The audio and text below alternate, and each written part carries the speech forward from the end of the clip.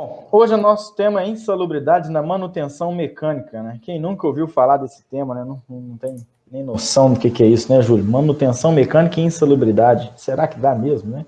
Será? Quase que a gente não acha a gente insalubre na manutenção. Então vamos lá, pessoal. Vamos começar o assunto aqui, então. Primeiro ponto, a gente precisa primeiro falar, né, o básico do básico até a gente chegar na manutenção mecânica, né? Primeiro, o conceito de insalubridade, né? Insalubridade é aquilo que, entre aspas, né, num modo bem simples de falar, é aquilo que não faz bem para o trabalhador, né? É aquele agente de risco que, sem uma devida proteção, ele pode causar uma doença no trabalhador, né? Nós temos lá vários agentes, ao todo são 13 agentes, e não 14, às vezes a gente confunde, né? Anexo por ter 14 anexos, né? Mas existe um anexo que foi revogado, então nós temos aí 13 anexos atualmente na NR15, né? Os adicionais são estabelecidos em grau mínimo, médio e máximo. O grau mínimo, ele dá um direito ao trabalhador de receber um adicional de 10% sobre o salário mínimo, ok? Grau médio, 20% sobre o salário mínimo e grau máximo, 40% sobre o salário mínimo. Júlio, quando é que é grau mínimo, grau médio e grau máximo? Vai depender de cada agente, né? Existe lá uma norma para isso, né? Que estabelece aí os adicionais para cada agente de risco, tá? E sempre, né, quando a gente está falando de insalubridade, seja elaboração de um laudo de insalubridade, seja perícias de insalubridade, a nossa base legal é NR15, ok? Quando a gente está falando de gestão, promoção da saúde e segurança do trabalho, existem outras normas, né, que a gente pode até utilizar, como a CGH, por exemplo, né, entre outras. Mas quando a gente está falando de perícias, NR15, ponto final, tá certo? Exatamente. Bom, continuando, né, Júlio? Quando nós falamos de insalubridade, o princípio inicial norteador de uma insalubridade é que se tenha a presença de um agente insalubre, tá? Então, o agente insalubre faz seguir, né, dos anexos da NR15, do anexo 1 ao anexo 14, aquele que é aplicado. Então, nós separamos aqui os principais riscos que estão presentes em uma manutenção mecânica que podem gerar o adicional de insalubridade.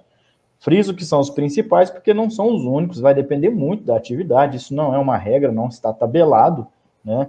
Então, pode ser que tenha, pode ser que não tenha esses riscos na manutenção que você tem experiência da sua empresa, de algum cliente seu, mas enfim, a gente trouxe aqui alguns que estão mais presentes no ambiente de trabalho. E o principal deles, acho que o inicial, o que está presente em todos os lugares, é o ruído, né?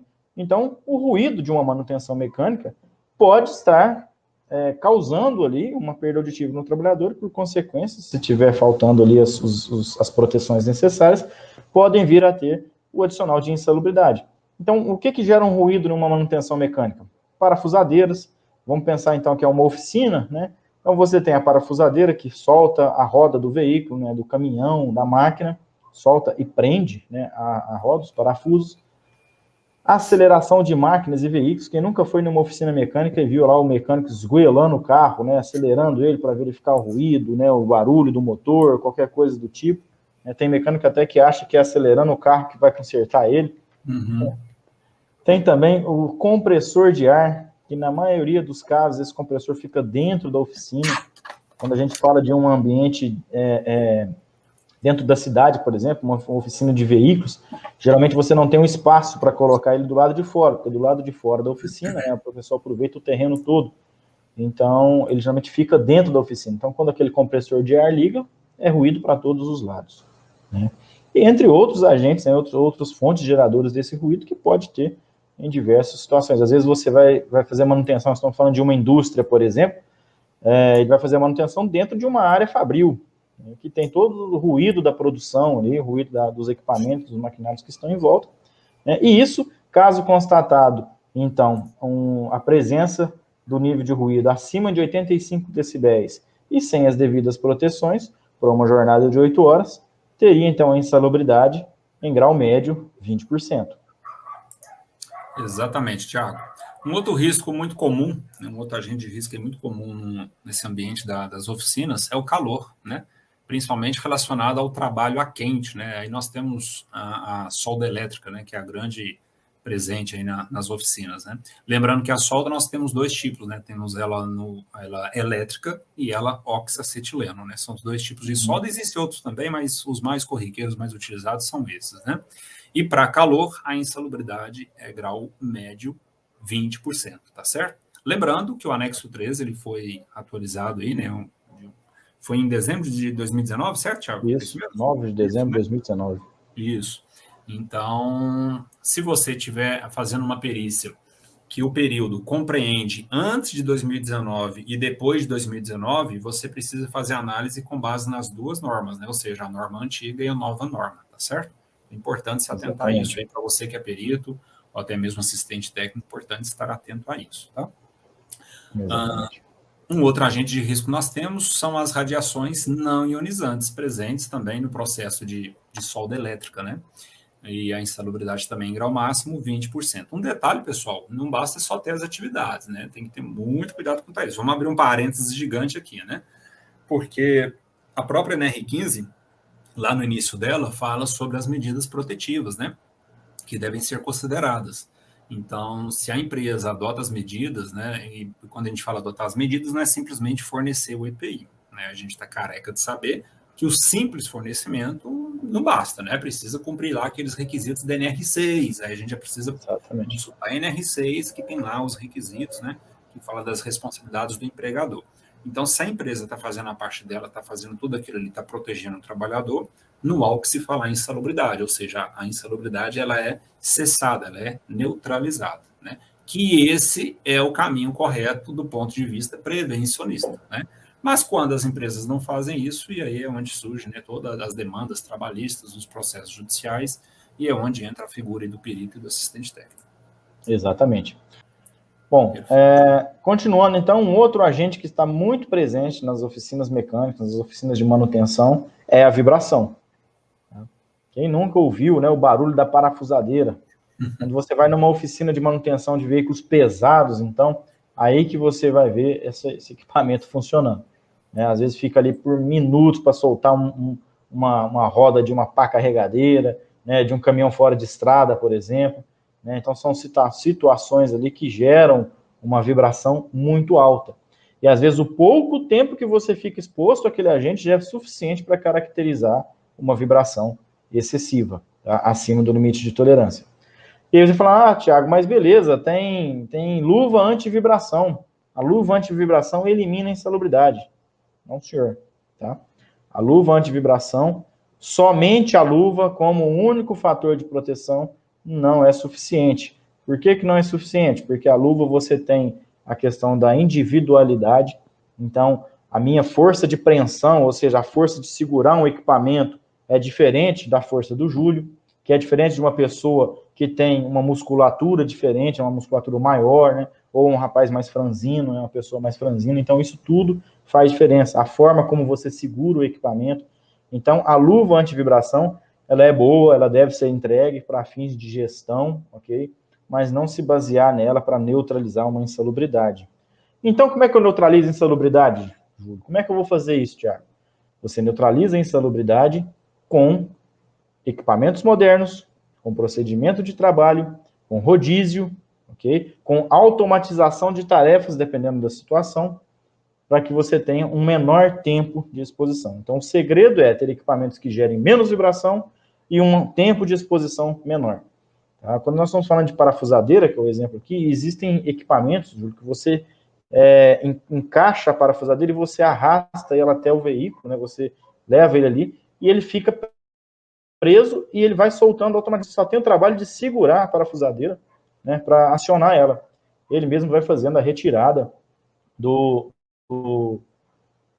parafuso. Então, isso traz para a gente um ganho muito grande na questão da exposição à vibração.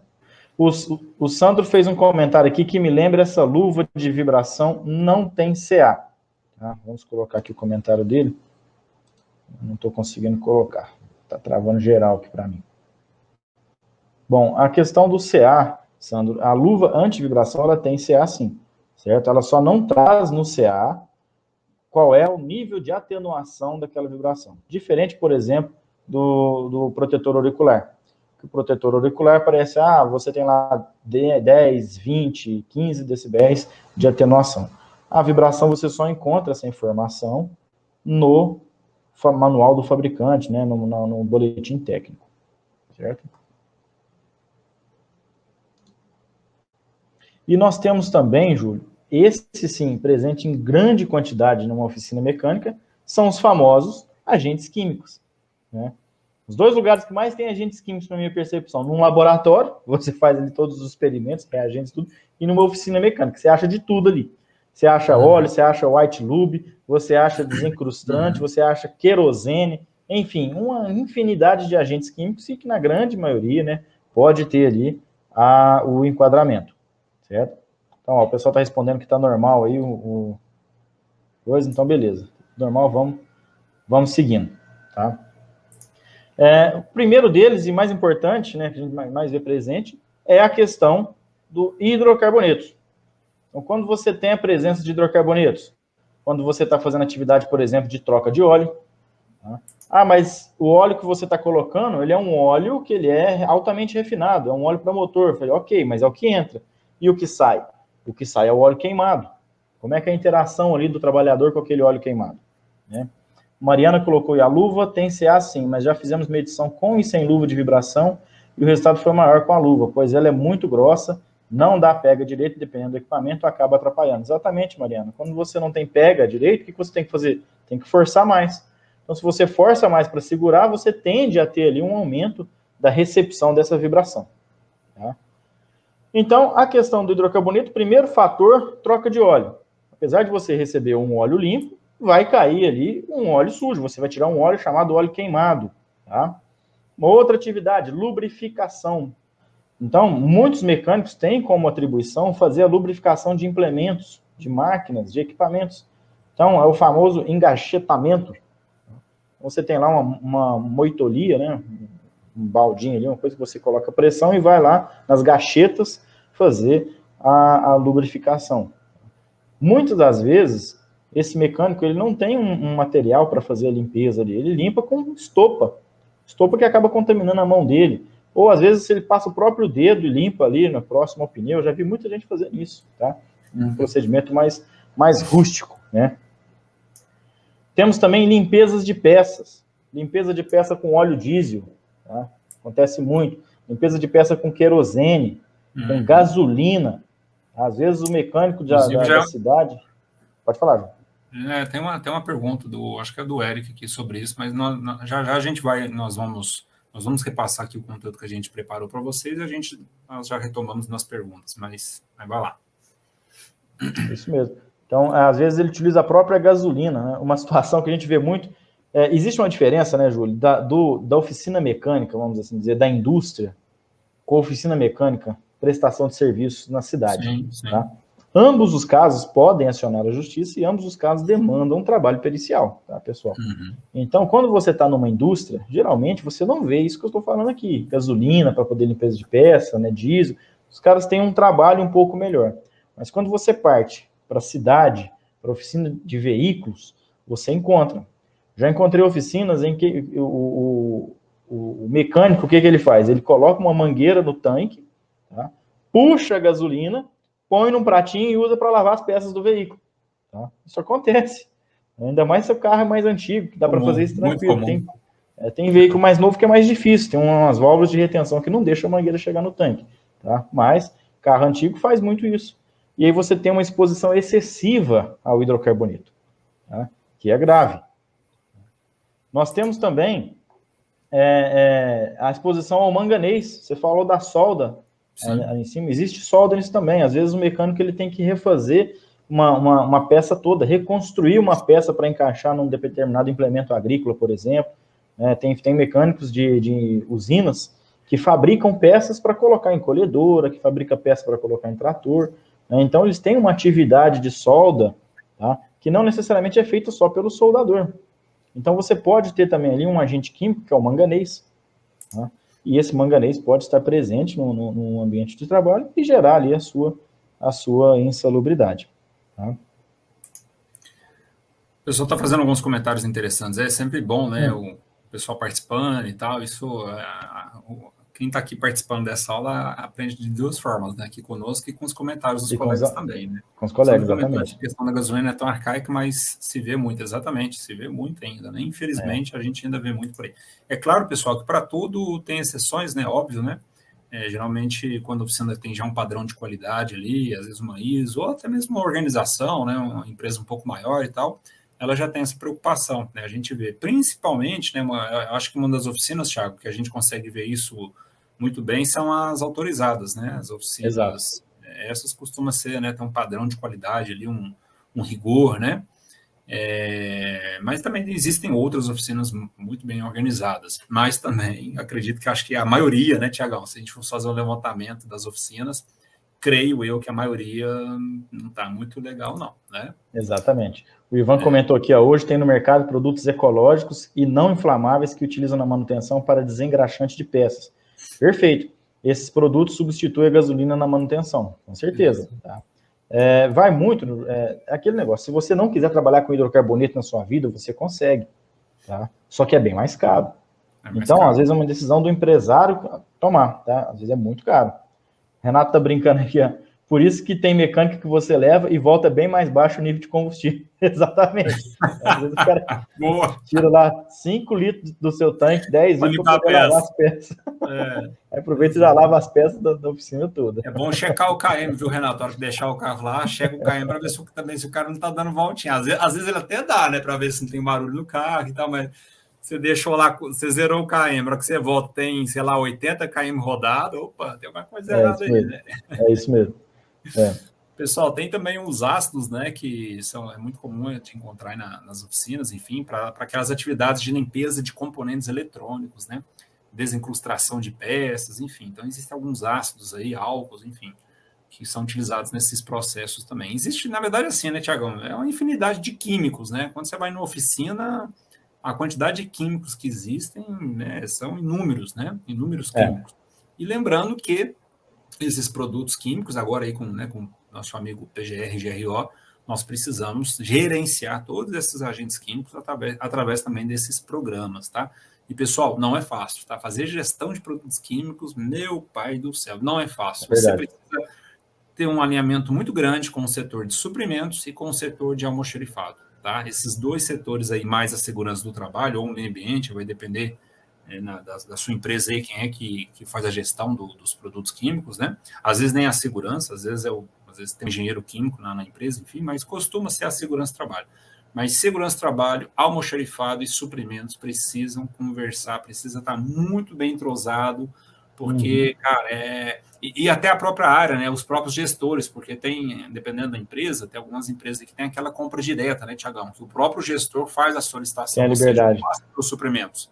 Aí que complica, cara. Às vezes você está tudo amarradinho ali com almoxarifado, com compras, né? Quando o produto chega, enfim, vem anexa ali a nota fiscal, a FISP, tem todo um fluxograma, né? Para poder checar se aquele produto está autorizado também a ser utilizado na empresa ou não. A parte de armazenamento desse produto químico, porque, né, diversos produtos químicos são incompatíveis um com o outro, é preciso dar uma atenção quanto a isso. E mais toda a preocupação, né, com, nesse caso, derramar no solo, né, proteção do trabalhador, enfim, gestão de produto químico, na verdade, é um assunto para 1, 2, 3 lives, né, Tiagão? É isso mesmo. Então, é preciso ter isso muito bem alinhado com os setores. Agora, às vezes, o supervisor lá vai lá, faz uma compra direta de um produto químico que não está aprovado, né, pelas áreas, aí chega um produto químico, enfim, que é diferente daquilo que deveria ser adquirido, dá todo um transtorno, né? Quem nunca, né, pessoal? Quem nunca não passou por uma situação como essa? Então, talvez agora com o PGR, GRO, pode ser que, né, ajude aí, mais um programa que possa nos ajudar na gestão dos produtos químicos, tá? Exatamente. E com relação à insalubridade, né, os graus, ela pode ser mínima, média ou máxima.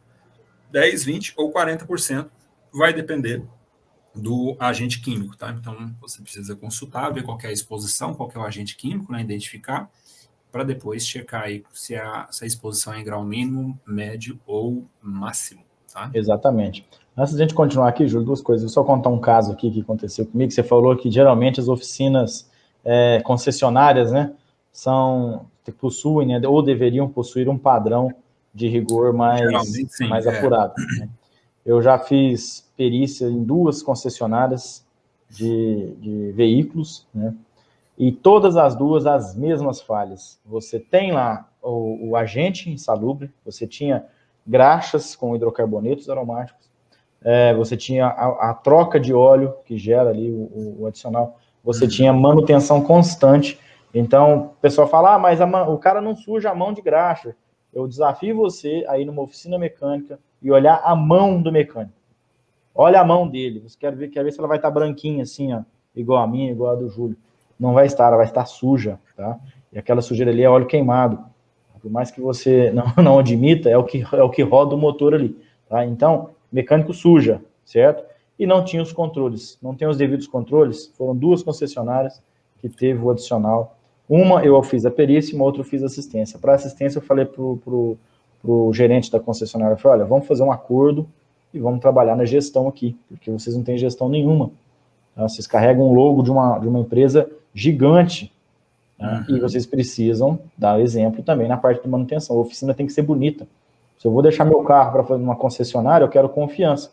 Claro. Aí eu vejo aquele mecânico todo sujo, né, com o uniforme sujo, com a roupa toda suja, não traz aquela confiança toda, né, porque, poxa, vocês não estão cuidando nem dos funcionários, nem dos colaboradores que estão ali, vai cuidar do veículo. Então, é complicado. Tiago, e você falou só, acho que vale a pena a gente reforçar isso, você falou um ponto importante aí, que a gente até comentou isso na aula de ontem, que nós fizemos aí com a turma do Jonathan Terres, né, do Desvendando o FAP. Muitas das vezes, você é contratado para uma assistência técnica e você sai dali com um contrato debaixo do braço, né? Um contrato de prestação de serviço, de consultoria, de elaboração de PPRA, etc, etc, etc. E aí tivemos um exemplo ontem, né? Ontem eu fui fazer uma assistência técnica, ou melhor, fui fazer uma reunião pré-perícia, tá? Para uma assistência técnica que vai ter na semana que vem, né? E, né, a princípio era essas reuniões pré-perícia costumam ser rápidas, né? Foi presencial. Entretanto, eu pedi para checar o PPRA da empresa, né? Porque não estavam nos autos, né? É claro que esse processo ideal que fosse feito lá atrás, entretanto, a reclamada acabou fazendo esse contrato um pouco em cima da hora, né? É outra falha aí que as reclamadas às vezes cometem, né? Fato é que veio aquele camalhaço de PPRAs, né, porque a empresa tem são 4 CNPJs, se não me engano, e, enfim, aí peguei todo o período trabalhado e fiquei ali, né, fazendo uma análise técnica mesmo em cada PPRA, detalhada mesmo, ponto a ponto, e algumas coisas me chamaram a atenção. Chamei o supervisor, olha, essa atividade aqui procede isso, né, o operador, ele faz esse tipo de lubrificação aqui? Não, jamais, nunca fez. Falei, pois é, no documento de vocês está escrito isso aqui. Enfim, aí dei algumas dicas, consultei o documento desse ano, que não precisaria até mesmo consultar, porque o período que o reclamante trabalhou foi até 2019, mas eu consultei e falei, deixa eu dar uma olhada aí para vocês, para ajudar, isso que não tem nada a ver com a perícia, só para checar mesmo, né? Olhei lá o documento desse ano e estava lá esse item. Ele falou, olha, está aqui o item, né? Então eu recomendo vocês, sugiro, vocês entrem em contato com a empresa que fez o PPRA de vocês e retirem isso daqui, porque vocês não têm esse risco, né?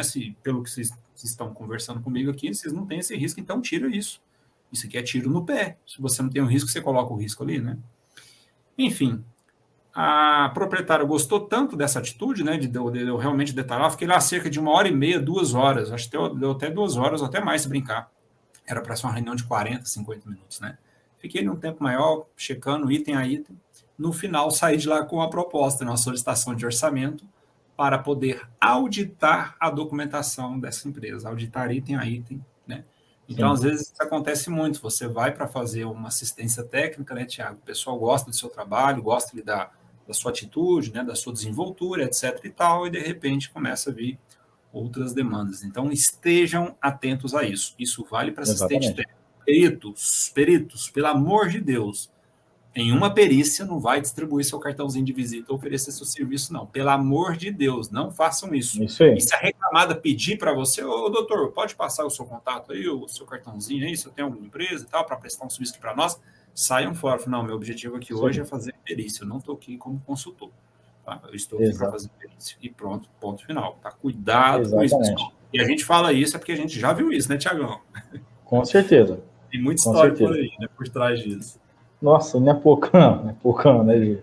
por que um perito, né, até mesmo assistente técnico que está defendendo aí a reclamado, por exemplo, né, ou até mesmo um reclamante, o que um profissional, né, um perito ou assistente técnico precisa buscar em uma perícia, né, o que ele tem que checar? Primeiro ponto, a gestão do controle dos riscos. Treinamentos, EPIs, ficha, ordem de serviços, registros ambientais, né, as avaliações, tá? Gestão do controle de risco, saber se a empresa está fazendo a parte dela, né? Procedimentos quanto ao uso de EPI, higienização, guarda, enfim, toda essa parada aí que não acredito que não seja novidade para ninguém, né? O segundo ponto importante, que inclusive tem várias perguntas sobre isso aqui, nós já vamos responder as perguntas, é a habitualidade da tarefa. É preciso identificar se a atividade ela é eventual, se ela é intermitente, se ela é permanente, né? Tá? Então, isso é muito importante, checar a habitualidade da tarefa. Terceiro ponto, as avaliações, como eu acabei de citar, né, através dos registros ambientais, existem avaliações quantitativas e as qualitativas, ok? Exatamente. Muita atenção quanto a isso, né?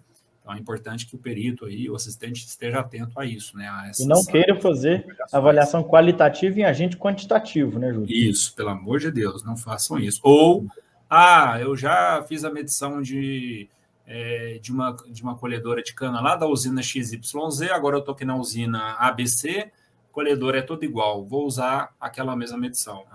Não faço isso não, tá? Pelo amor de Deus, cuidado com isso. Existem algumas situações que você pode usar a prova emprestada, tá?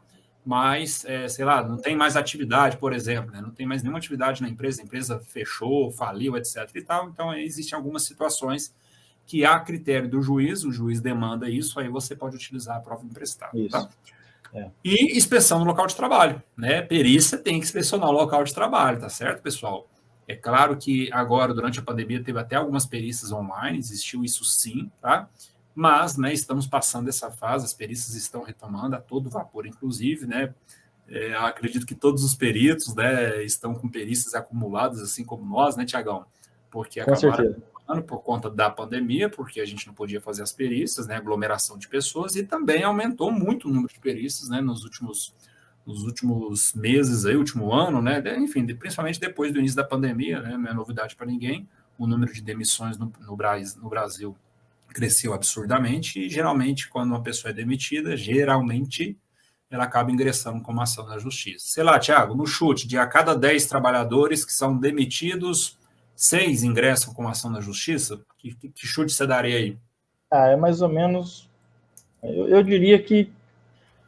sei, Júlio, sinceramente, nunca parei a pensar. Nós temos hoje 14 milhões de desempregados, então não sei se seria que uns 5 milhões de pessoas, né? A cada 10, 50% acaba ingressando, enfim. Mas é um número alto, né? É um número alto, está crescente e tem demanda, tá, pessoal? Tem demanda de trabalho, não tem dúvida nenhuma, certo? Exatamente. E é interessante, né, Júlio? Vou só falar rapidinho aqui, te cortando antes da gente ir para o sorteio. Você falou da questão aí dos qualitativos, né, do quantitativo. Muito cuidado, perito, em fazer isso. Vou dar um exemplo na prática. Nós estamos fazendo uma série de perícias aí, algumas de um cliente, e teve um bendito de um perito que achou que poderia falar que a vibração estava acima do limite de tolerância pelas experiências que ele já tinha feito naquele local. Foi dessa forma que ele colocou no laudo. Na verdade, ele colocou no laudo que a atividade era insalubre pela operação do martelete. Beleza. Aí não fez a avaliação. Aí na minha manifestação, quero o senhor perito informar qual foi o nível de vibração encontrado, tendo em vista que o senhor não realizou a obrigação. Qual é o padrão para caracterizar? Que esteja acima de 5 metros por segundo ao quadrado. Ele respondeu que fica a critério do juiz determinar se volta ou não, mas pela experiência dele, pela quantidade de perícias que ele já realizou naquele local, a atividade é insalubre. Moral da história, o juiz deu 5 dias para ele retornar e fazer as avaliações quantitativas. Então, esse colega, ele gastou dinheiro para fazer a primeira perícia, já passou os honorários dele, agora vai gastar mais dinheiro porque vai voltar lá para fazer a avaliação de vibração, tá? Então, cuidado, não queira fazer o negócio de maneira rápida, apressada, vamos acabar logo isso aí que você vai ter que voltar para fazer. Faz bem feito na primeira, né? É isso aí. Tiagão, vamos às perguntas? Vamos lá para as perguntas. Deixa eu voltar aqui lá no início. Cadê? Quem achar primeiro já coloca na tela aí, tá, Tiagão? Tô puxando aqui. Tem uma primeira do Jonathan, que como eu faço para ferrar um perito tendencioso, filha da mãe. Jonathan, inclusive, nós comentamos sobre isso ontem, né, na aula que nós fizemos com a sua turma aí. Lá no nosso curso também a gente fala sobre isso, o Jonathan, né, é aluno nosso aí. De fato, pessoal, existem, né, peritos tendenciosos, infelizmente, mas estão com os dias contados, tá, pessoal? Pode ficar tranquilo que essa galerinha aos poucos estão sendo retirados, até porque o juiz não vai ficar segurando o rojão aí de perito, né, tendencioso que faz um trabalho ruim, tá? Ele às vezes consegue segurar até um certo tempo, mas para isso é preciso, né, para que essa movimentação ocorra, é preciso que assistentes técnicos e advogados entre aspas, vão para cima, né, desse perito impugnando, solicitando destituição, notificando, né, o juiz, se for o caso, enfim, porque se você fica calado, se você não faz nada, a coisa acaba continuando, o perito continua pintando e bordando e nada acontece, tá? Então precisa sim impugnar, precisa recorrer. Exatamente. Temos do Eric. Boa noite, gostaria de saber a opinião de vocês quanto ao uso de óleo diesel para limpeza de peças e a utilização apenas do creme de proteção química para esse serviço. Fato corriqueiro em perícias. Bom, Eric, é uma atividade que é insalubre. Quando você tem lá a limpeza de óleo diesel sob nebulização, está escrito lá no anexo 13 da NR15, limpeza de peças com o emprego de óleo diesel sob nebulização, uma coisa assim. Então tem o emprego, né, tem a aplicação da insalubridade. O creme de proteção é um bom aliado, sim, só que você precisa verificar como é o restante das aplicações. Por exemplo, ele passa o creme na mão, ok, mas e o punho, o braço, né? A nossa pele absorve em todas as camadas, todos os locais, não é só na mão. Então, como é o restante da proteção? Será que ele usa um macacão Tyvek para poder bloquear? Ou não, ele usa um uniforme manga longa? Aí você vai fazer o quê? Uma entrevista ali nos paradigmas e vai verificar como é a proteção, se o uniforme deles estão limpos, se está sujo. Né? Lembrando que pano de algodão em contato com óleo diesel vai fazer o quê? Vai absorver. E que ele vai ficar na pele da pessoa. É pior ainda. Então, tem que analisar todos os demais EPIs, ok, Eric? Exato. Vamos lá. Próxima pergunta do nosso amigo Orildes. Ruído eventual, não constante, em uma área de manutenção. É passível de ser insalubre, né? Por exemplo, operação com martelete, serra? Orildes, eventual não. Tá? Quando se fala eventual, seja ele para qual agente for, né, é raro, né, você caracterizar uma insalubridade quando a exposição ela é eventual. Quando é intermitente e permanente, aí sim pode ser que caracterize. Não é só porque você tem atividade, você tem um risco, você vai caracterizar, precisa levar em consideração as medidas de controle. Só observar, né, o complemento que você está falando beleza. E nesse momento que você considera eventual, porque às vezes nem sempre é eventual. Eventual, no meu entendimento, estourou um pneu ali na manutenção. Isso é um evento, tá? É eventual. Agora, um martelete. Poxa, às vezes você está usando um martelete num local durante 10 minutos por dia e aquele momento ele está ultrapassando 115 decibéis. Tá? Aí você tem uma condição. Então, não necessariamente precisa ser às 8 horas. Tá? Ou então você fica exposto a um determinado nível de ruído, mas que na hora que você faz a projeção para o NEM, mesmo com a diluição, né, ao longo do tempo, ele ainda está acima de 85. Então, precisa analisar com cuidado a questão do ruído. Eu sempre digo isso porque é muito raro numa empresa você dizer que um ruído é o eventual. Ainda mais se você fizer uma avaliação de 8 horas. Tá? Não tem como você ficar exposto a 8 horas e dizer que esse ruído é eventual. Então, eu concordo que se você tiver uma situação momentânea ali, igual o Júlio falou, tranquilamente, não é insalubre. Bom, pergunta do Percy aqui. Uma grande dificuldade no processo de solda é a utilização do respirador pelo soldador. Muitas vezes a solda é processo rápido, complicado. Concordo com você, tá? Precisa analisar exatamente como é esse processo e a gente sabe que existem formas de fazer avaliação quantitativa, tá? Então, avalie quantitativamente essa solda na sua empresa, né, na sua gestão, para verificar se esse processo, mesmo sendo rápido, oferece ou não risco ao trabalhador. Pergunta do Roberto. Tá normal aí, Thiago? Tá me ouvindo? Tá normal, normal. Tá. Uhum. Para agentes qualitativos, qual critério vocês usam para avaliar o tempo de exposição a esses agentes, tá? O Roberto, até antigamente existia, né, algum bom tempo atrás aí, a portaria 3311, certo, Thiago? De 1989, né, que Sim. definia ali, né, alguns parâmetros para poder classificar em eventual, intermitente e permanente, tá?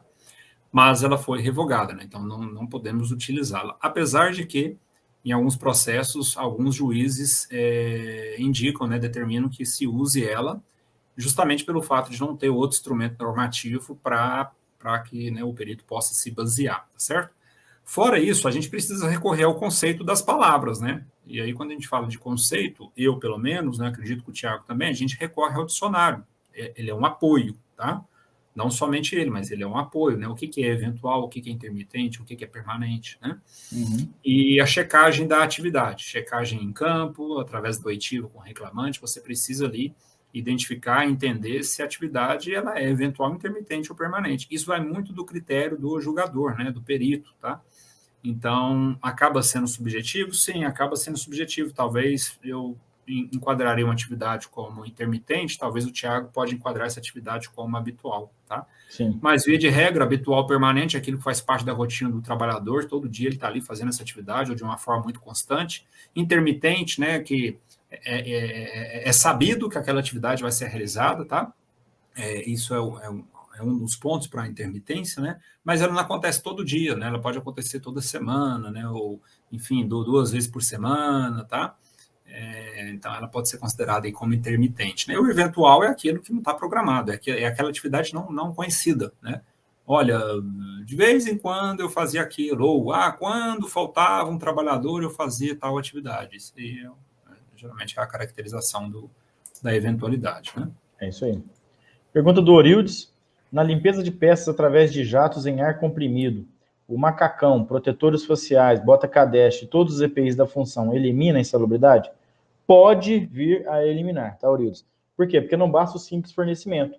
É preciso você verificar se existe gestão desse EPI. A gestão contempla treinamento, contempla a fiscalização, o registro, a manutenção, a substituição periódica, tá bom? Enfim, uma série de itens que para você comprovar se realmente teve a efetividade ou não da proteção. Perfeito, perfeito, perfeito. Vamos lá. Mais perguntas. Tem Deixa eu aqui localizar. do Pergunta Sandro. do Sandro. Em usinas e prestadores de serviços, se vê mecânicos mexendo em tanques de herbicidas, e a maioria vem com restos da operação. Tem que ter cuidado, e tem que ser avaliado. Muito bem observado, viu, Sandro? O Sandro, inclusive, é usineiro, né, Sandro? Trabalha em usinas aí. É um ponto a ser observado, tá? Precisa checar a física desse produto, entender que produto que é esse, qual que é o agente, né? E aí, para quem vai fazer a manutenção, quem vai utilizar desse tanque, vai fazer essa manutenção, enfim, precisa tomar os cuidados necessários aí quanto às medidas protetivas, tá? Uhum. O Davi Melo colocou: os conceitos de manuseio e manipulação presentes na NR20 devem ser considerados para outros produtos? Nos quesitos é comum aparecer: fala o senhor perito se o reclamante manuseava ou manipulava. Olha, pode ter sim essa questão da argumentativa, aí nós estamos saindo da questão técnica e estamos indo para a questão jurídica, tá? Por quê? Porque o anexo 13 deixa essas brechas, tá? Tem uns que falam manipulação de tal agente, manuseio, fabricação, emprego. São palavrinhas que a gente tem que analisar com cuidado, porque elas podem sim ser favoráveis para uma das partes, tá? Então, você pode utilizar o conceito da NR20, você pode usar o conceito de dicionário, igual a gente deu exemplo aqui, tá? Mas é importante você ter a sua convicção, tá bom, Davi? Tenha convicção do que é manuseio, do que é manipulação, do que é emprego, do que é fabricação, tá? Para depois você não confundir isso na hora do seu parecer técnico, né? Na hora da sua opinião ali, do seu laudo técnico. O José Carlos, uma dúvida: normalmente as assessorias de segurança na região que eu resido, quando elaboram um PPRA, reconhece, por exemplo, o trabalho de solda ou manganês, porém não informa que ao empregador que o mesmo deve ser medido. Isso aí é uma falha, eu acho que generalizada no Brasil, tá? As clínicas, né, as empresas de assessoria em segurança entregam o PPRA e acabou, não tem reunião, não tem discussão, né? A empresa às vezes nem sabe que existe um plano de ação ali, tá bom? O Jonathan postou essa semana, né, nos stories dele lá: eu fico concorrendo, você que reclama de concorrer com PPRA de R$300, é só não prestar serviço, né, nesse valor. E tá exato. Enquanto o cliente estiver buscando PPRA de R$300, ele vai encontrar esse tipo de serviço, tá? Ele não quer fazer gestão. Então, a nossa missão como profissional de segurança é vender gestão, é vender isso para o cliente, é fazer com que ele compre a gestão mesmo de segurança, e não só documentos. Perfeito. Vamos lá, pergunta do Alessandro. Creme de proteção com CA, com inclusão de prevenção de óleos minerais, com uma boa gestão de entrega, neutraliza a insalubridade? Pode neutralizar, tá? Como você cita aqui a questão da boa gestão, tá? A gente precisa verificar se está sendo entregue de forma periódica, o consumo, né? Se esse consumo aí determinar através de cálculos, né? Se realmente a quantidade que é fornecida é a quantidade ideal para aquele trabalhador, para aquele reclamante, se ele foi treinado, né? Se existe fiscalização, etc, etc, etc. Né? Seguir lá os itens da NR6, tá certo, Alessandro? Vamos lá. Perfeito, procurando aqui mais alguma. Numa fundição de alumínio, o fundidor todo equipado pode receber insalubridade? É muito difícil a gente responder sem fazer uma avaliação, mas pode, a princípio pode. Vai depender de como é o controle, né? A gente fala todo equipado, mas beleza, tem toda a gestão. E o calor? Tá? Às vezes, será que o calor não está acima do limite de tolerância? Não tem equipamento que vai proteger ele do calor, a não ser que ele esteja uma vestimenta com ar-condicionado chegando nele. Tá? Então, que é impossível, né? Isso aqui é uma brincadeira. Então, vai depender muito da forma de trabalho, das formas de exposição, tudo que a gente explicou aqui em cima, da habitualidade, do tempo de permanência, né? Enfim, todas essas informações. Ronan Rabelo fez um comentário também. Já fiz trabalhos para vários concessionários com SESMIT e a gestão é falha. Tá aí. E às vezes é uma deixa, né? Às vezes são possibilidades aí dicas que a galera está dando e que, para quem trabalha nesse ramo de prestação de serviço, de repente pode começar a visitar algumas concessionárias, né, Tiagão? Exatamente, exatamente. Uma pergunta interessantíssima aqui do Antônio Grandizioli. Quais seriam as medidas de proteção adequada que podem ser aplicadas para exposição a radiações não ionizantes para evitar a insalubridade? Estamos falando da solda, tá? Muito bom. Tem perito que fala, não existe EPI para neutralização da solda, né, da radiação. Então, é insalubre. Não é assim, tá? Por quê? Qual é o problema da radiação não ionizante? É o contato com a pele, certo? Os raios UVA, UVB, UVC, né, os ultravioletas. Então, só que o soldador, ele utiliza uma vestimenta de raspa, que ela é uma grossura de pelo menos 2 milímetros, ali é 1,5 milímetros, né, de raspa, de couro. Isso aí, gente, existe inclusive já a parecer do Ministério do Trabalho, argumentamos nesse sentido de que a raspa, apesar dela não ter certificado para radiação não ionizante, é sabido que ela bloqueia a passagem desses raios ultravioletas, tá? Então, a vestimenta de raspa do soldador, ela neutraliza não só a questão das fagulhas, né, do processo de solda, como também da radiação. Qual é o maior órgão atingido pela radiação não ionizante? Os olhos. Tá? Exposição aos raios da solda pode causar catarata no soldador, conjuntivite. Tá? Então, você precisa de uma máscara de solda. Uma máscara de solda com um filtro aprovado para a solda que está sendo realizada. Tá? Se você tem dificuldade para fazer essa conexão dos dois, do filtro com a solda, compra uma máscara de escurecimento automático. Ela é mais cara, mas te evita esse problema. Tá? Então, basicamente esses EPIs, máscaras de solda e os paramentos todos de raspa. Lembrando, viu, pessoal, que às vezes as perguntas são de casos que vocês vivenciam, etc e tal, e as respostas aqui não quer dizer também que sejam exatamente o que acontece no dia a dia. É preciso uma análise técnica presencial, fundamentada e etc. Né? Aqui a gente está até respondendo rapidamente, já são 8h30, né? Geralmente a gente encerra a live com 50 minutos, pelo menos essa era a ideia do projeto inicial, né, Tiagão? Isso. Mas enfim, vamos lá. Pergunta aqui da Alcivânia. Tem um caso em que fornecemos o creme, mesmo assim um profissional que fez nossa análise quantitativa, ou qualitativa, talvez nesse caso, né, indicou o macacão. Porém, para Manaus, iria influenciar no calor na taxa de metabolismo. Exatamente, né? Para fins aí de prevenção, enfim, a adoção de roupas pode adicionar alguns, né, pode aumentar aí a temperatura de exposição do trabalhador. É aquele negócio, né, Tiago? Você cobre um santo e descobre o outro, descobre o outro. Não dá. Se correr, o bicho pega, se ficar, o bicho come. Então, realmente, existem essas dificuldades, né, pessoal? De repente, aí seja interessante a automação do processo, né, ou pelo menos uma tentativa de automatizar o processo, ou, enfim, modificar, porque, de fato, né, se colocar um macacão aí na cidade de Manaus, né, na região de Manaus, meu Deus do céu, né? Exatamente. É gigante, né, cara? Exatamente. Então tem que analisar cada situação. Exatamente. Ou então ele vai usar, vai passar mal, vai desmaiar de tanto calor, vai começar, né, perder sais minerais, enfim, o cara vai passar mal. Aí você já vai pensar em repositor hidroeletrolítico, enfim, nossa, aí começa, né? Reação. Exatamente. Cascata aí, né? Exatamente. Tá. Só para finalizar, vamos mais 2 perguntinhas aqui. O Helder colocou, para o caso em juízo, se não existir o CA, o EPI não elimina a insalubridade. Cuidado, tá, Helder? Não é bem assim. Tá? A gente precisa analisar a questão da técnica. Exemplo, então quer dizer que risco, não existe EPI nenhum para risco biológico? Você não vai encontrar EPI com risco biológico. Então, quem trabalha em laboratório grau 4, por exemplo, que é aquele laboratório de fabricação de vacinas de vírus vivo, o cara manipula varíola, manipula ebola, manipula vírus ali que mata ele, ele não vai ter uma proteção, então, porque não tem CA. A gente sabe que ele está todo paramentado, fechado hermeticamente, então ele não vai ter esse contato. A gente precisa entender que alguns EPIs, eles fazem o bloqueio. Então, você precisa bloquear o agente de chegar na pessoa. No caso do risco biológico é isso, você está todo paramentado, com avental, luva, vestimenta Tyvek, por exemplo, Taiken, se protege todo, então o agente biológico não chega na pele. É a mesma coisa da radiação. Tá? Se você tem uma vestimenta de couro que impede que essa radiação chegue na pele, ela não vai enquadrar. Porque se a gente for considerar só a questão da existência do CA, então toda atividade de solda ela gera insalubridade, independente se você usa vestimenta de raspa ou não. E isso não é o correto. Um outro exemplo, o protetor solar.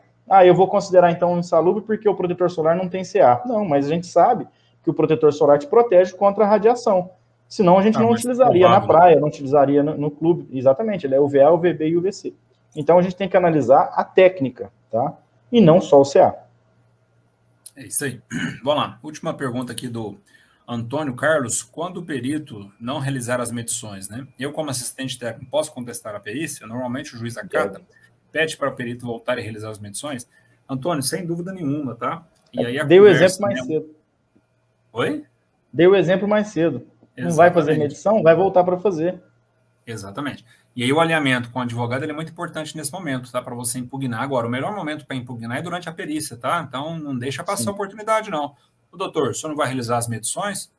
Aí espera a resposta dele. Não, eu já fiz a medição de ruído de colhedor em outra usina, é tudo igual. Por exemplo, né? Vamos dar exemplo, vamos supor que ele responda isso, né? Você informa, você deve se manifestar, claro. O assistente técnico não pode entrar mudo e sair calado, não. Ontem um aluno aí do Jonathan falou isso, né? Que uma vez ele foi indicado para participar de uma assistência técnica, o advogado falou para ele, entra mudo e sai calado, não fala nada. Então não precisa ir. Se você vai entrar mudo e sair calado, o que você está fazendo? Você está perdendo tempo, né? Você está, enfim, não precisa, mas você tem que saber como se comportar. Então, numa dessas, você não pode, você deve, tá, Antônio? Você deve intervir e questionar o perito, tá? Não tenho dúvida nenhuma. E se ele insistir que não vai fazer, falar, tá bom, doutor, mas não, então nós vamos já entrar com impugnação, solicitar a sua destituição, porque isso não procede. Existe o risco, precisa quantificar. Que negócio é esse? Né? Enfim, pessoal, isso acontece. Tem muito perito aí que não sabe nem o que está fazendo na perícia, tá? Daí a importância, né, para quem está afim, para quem pretende atuar, né?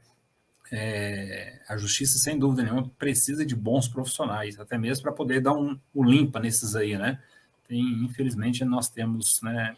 Assim como qualquer lugar, né, pessoal? Não vamos só, né, culpar aqui o perito, não. Acho que nós temos bons e não tão bons profissionais em qualquer lugar. Isso é para engenheiro, é para técnico de segurança, é para perito, é para assistente, é para tudo, né? Para tudo nessa vida. E nós temos bons e péssimos profissionais, né? Exatamente. Pessoal, muito obrigado. Agradeço a todos vocês por estar conosco aqui até as 20h40, 1h09 de live. Muito bom mesmo. Obrigado pela participação de vocês. É sempre muito bom estar aqui às quintas, às 19h30. Muito bom, pessoal. Gente. Muito obrigado. Um grande abraço a todos aí. Fiquem com Deus e se protejam. Vamos que vamos. Isso aí, valeu.